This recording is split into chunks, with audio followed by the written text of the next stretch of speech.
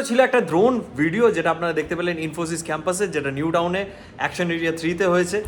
First phase এখনো পর্যন্ত শুরু হয়েছে, খুব শীঘ্রই তারা সেকেন্ড ফেজের কনস্ট্রাকশন আরম্ভ করে দেবে। পুরোপুরি 50 একর যখন অপারেশনাল হয়ে যাবে, তখন সেই ক্যাম্পাসটা ইনফোসিস কতটা এমপ্লয়মেন্ট জেনারেট করবে আমাদের কলকাতা থেকে। আমি জানি আপনারা ভাবছিলেন যে এরপরে আইটিসি ইনফোটেক দেখাবো কিংবা যে উইপ্রো হচ্ছে সেইটা দেখাবো। আসছে ভিডিও আসছে, এর পরের ভিডিও আপনারা দেখতে পারবেন আইটিসি ইনফোটেক পার্কের যে ক্যাম্পাসটি সেইটার ড্রোন ভিউ, এবং আরও আপকামিং কয়েকটি ড্রোন ভিডিওস আসতে চলেছে অ্যামেজিং, যেটা আমি এখন বলবো না।